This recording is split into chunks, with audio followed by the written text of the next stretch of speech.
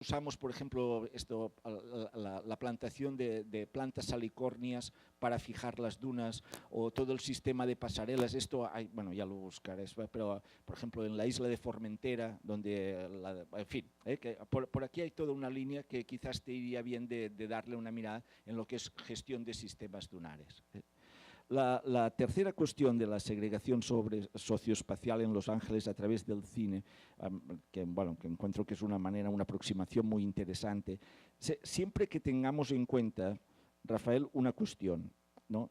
Aquello que nos muestra el film no es solo la ciudad, sino sobre todo y antes que nada, la mirada del director o del guionista sobre la ciudad. Para entendernos, para comprender Los Ángeles de 2019, es decir, dentro de 3 años, en términos reales, Blade Runner nos ayuda poco, ¿no? En cambio, nos ayuda mucho para entender la mirada de un determinado sector de la inteligencia y de la americana sobre la ciudad del año 80, que es cuando se hizo. Por lo tanto, digamos, aquí tenemos 3 cosas, ¿no? La ciudad como es retratada, la mirada del que retrata y finalmente nuestra propia mirada al mirar al que mira. Si me hago entender. Yo creo que el ser consciente de estos 3 niveles es muy importante. Y la última cosa, que perdón que me estoy extendiendo demasiado, pero es que verdaderamente los trabajos creo que lo merecen, ¿no? A mí me gusta mucho, Álvaro, esta importancia que dais a las cuestiones de la didáctica. La didáctica en nuestras universidades está prácticamente siendo en las nuestras, siendo marginada. Es como la hermana pobre, es una cosa que va desapareciendo, etcétera, etcétera. Y el interés por la didáctica y el ver que hay tantos trabajos sobre la didáctica tal, creo que es una cosa muy interesante. La aproximación que nos propone Tamires me parece muy interesante. Una cuestión, pero creo que deberíamos mirar no solo fenomenología de la percepción, Merleau-Ponty, etcétera, etcétera, y no solo espacio, sino también aquello que son las teorías didácticas acerca de cómo utilizar el espacio en la didáctica escolar. En particular, yo diría que darle una mirada a los constructivistas, a la pedagogía constructivista, la de los círculos concéntricos, etcétera, lo que tú ya sabes, etcétera, etcétera. Yo creo que esto es muy fundamental y te ayudaría mucho.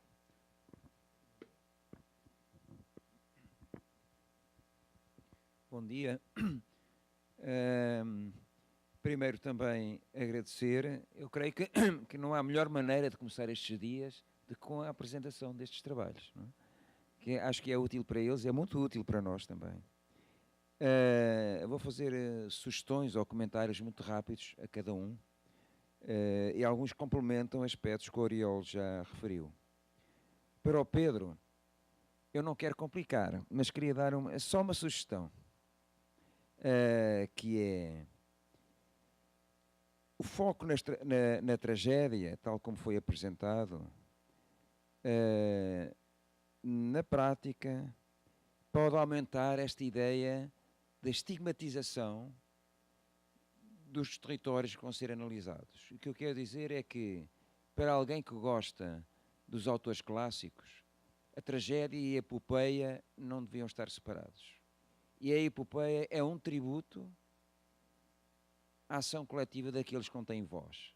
Isto é, um estudo centrado na tragédia salienta determinados aspectos que um estudo focado na epopeia poderá complementar. Então, a minha ideia é que talvez, trabalhando um pouco com estas 2 ideias, tragédia e epopeia, se consiga ter uma ideia até mais justa para as pessoas.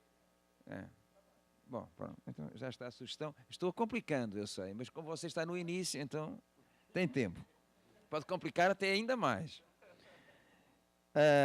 Para a Poliana, o trabalho é muito interessante, integra-se naquilo que alguns autores, não sei, aqui no Brasil também, chamamos de geomorfologia social, não é? Porque corta essa divisão artificial que nós na geografia impusemos entre o que chamamos de geografia física e o que chamamos de geografia humana. E é um exemplo de como não há essa, é uma divisão artificial.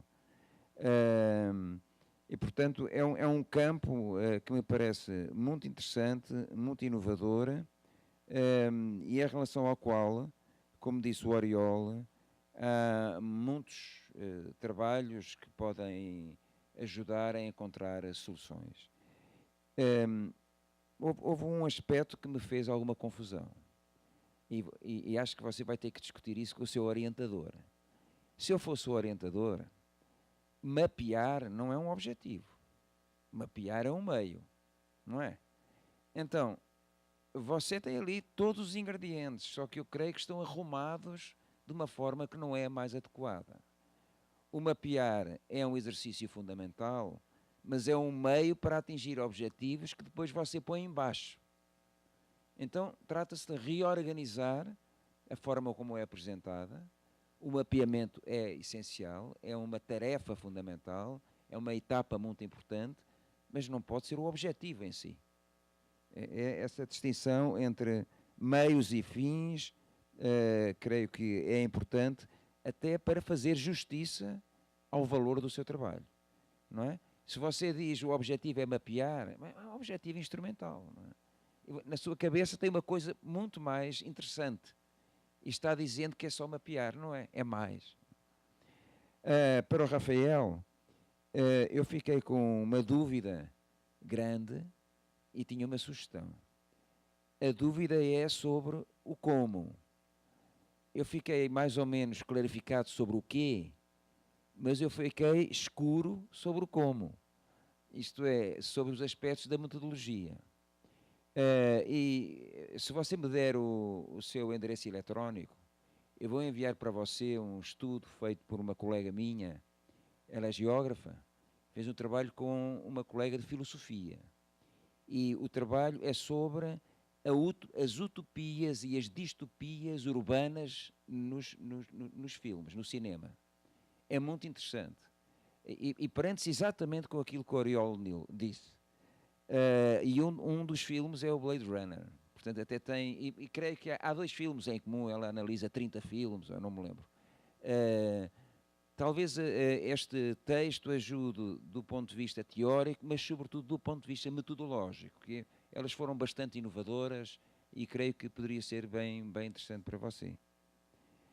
E finalmente para Tamires, para além de salientar também o que o Oriol disse, eu fico satisfeito aqui no Brasil, pelo menos pelas apresentações que foram feitas, creio que há uma maior preocupação com as questões da pedagogia e da didática do que nos nossos países, não é?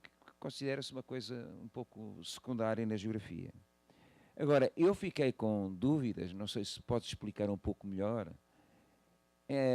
no que diz respeito à articulação entre o método e as metodologias. Pareceu-me um pouco artificial, não sei se estou a ser injusto, porque o método, o slide sobre o método, bom, podia ser sobre qualquer assunto, não é? Depois tem as metodologias, eu não sei bem, não entendi bem como você vai articular um método e aquelas metodologias com o seu objetivo.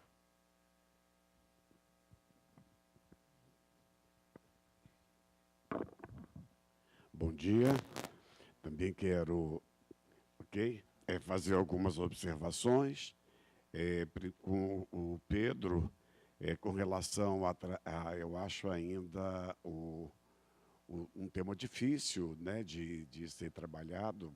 Nós já discutimos algumas vezes, né, e não sei se a partir, o Oriol já colocou, a partir a tragédia grega, ela é permanente, ela dá conta para explicar o cotidiano, mas como você vai pegar esse cotidiano, e já o João Ferrão colocou, você pode estigmatizar realmente o que você vai trabalhar, mas eu acho que a gente vai ter, no momento eu não tenho muitos elementos para contribuir.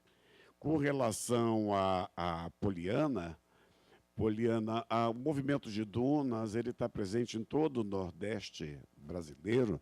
Meu departamento tem muitos trabalhos do professor do Cacau. Cacau já trabalhou Tutóia, ele não aparece e tem vários projetos de fixação de dunas feitos no Ceará, inclusive em Fortaleza. Nós temos um forte movimento de dunas, vários bairros que ficam soterrados, em que a prefeitura tem que trabalhar com muita frequência. Mas o que eu senti uma ausência, você usou um termo assim do IBGE, as sensibilidades, né, sociais, achei muito vago, porque você colocou essa mudança permanente, a relação entre propriedade e trabalho. Então, como fica essa relação de propriedade nessa mobilidade não só da habitação também? Nós sabemos que nas áreas litorâneas do Nordeste, principalmente as áreas pesqueiras, a propriedade é marcada pelos coqueiros, né? Então, coqueiro é que demarca, a quantidade de coqueiro é que delimita a propriedade. E, se você for ingerir, os coqueiros estão todos soterrados, então a pessoa perde o pressuposto da propriedade, ela perde a propriedade. Então, eu queria, para não ficar só um trabalho só técnico, né, só operacional, como você vai abordar também o social numa região tão sensível, numa cidade que o Brasil todo conhece Tutóia pelo movimento de duna. Então, todo ano sai nos principais jornais o caso de Tutóia. Então, você vai ter que... eu sei que vai ter essa sensibilidade de dar uma resposta às questões que todo mundo tem curiosidade em relação à sua cidade. Rafael, acho que já foi colocado, né, também já discutimos várias vezes, né, mas eu acho que vai além da paisagem, antes disso, né. Também quero lembrar que cinema também é um discurso, não é? Então, ele não é só imagem, e a imagem tem um discurso. A imagem, o Oriol já colocou, ela é ideologicamente trabalhada, elaborada, então ela tem uma carga ideológica muito forte, e nós temos primeiro, você não colocou, eu senti falta de uma bibliografia sobre a imagem, né, que venha lá do Kevin Lynch, mas que trabalhe a imagem para chegar ao cinema como linguagem também, a discussão da linguagem, a linguagem cinematográfica, né? E alguns trabalhos que eu acho que poderia... a professora Maria Helena, que é a nossa maior especialista na área de cinema, lá de Natal, e na geografia, o Sérgio Martins já fez o cinema a partir de uma leitura lefevriana. Então, acho que seria interessante, da Federal de Minas Gerais, e tem outros autores, mas Maria Helena e o Sérgio acho que poderiam complementar já a sua bibliografia, né?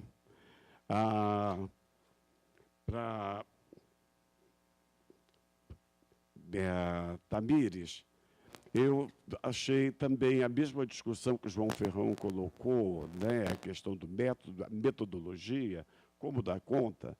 Eu fiquei olhando a partir do que você apresentou, para se tirar o corpo, não vai fazer falta nenhuma, vai continuar vai ficar uma discussão, não percebi uma discussão realmente sobre o corpo sensível, o corpo na relação com o espaço e a perspectiva de leitura do espaço.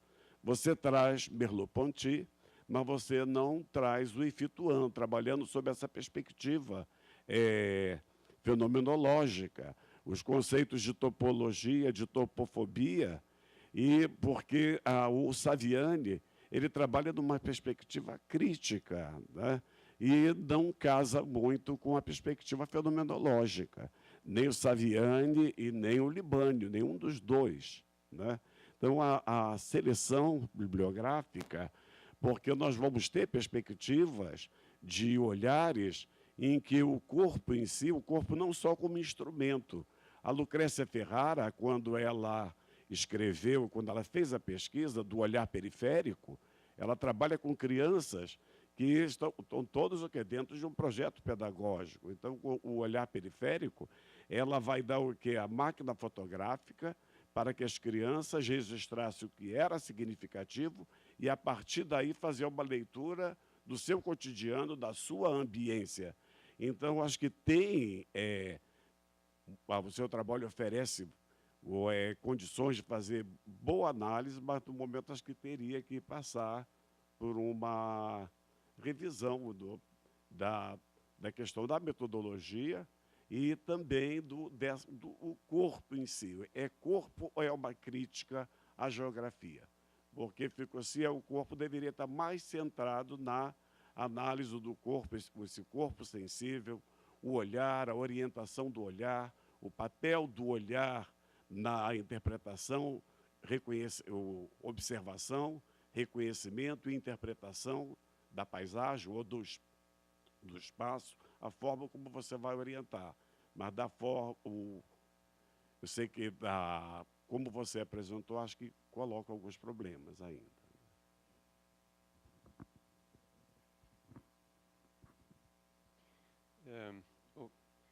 Obrigado a todos. De facto, tem sido muito interessante sempre este começo de dia.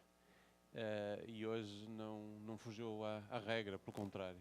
Foi muito agradável ouvir-vos, sobretudo numa fase em que ainda estão a tatear caminho, não é? Ainda estão a arrancar, a ver para onde é que vão. E, portanto, a mim dá-me sempre muito gosto de procurar ser útil, inútil, porventura perturbador, enfim, desculparão, mas o que pretendo, de facto, é dar um contributo.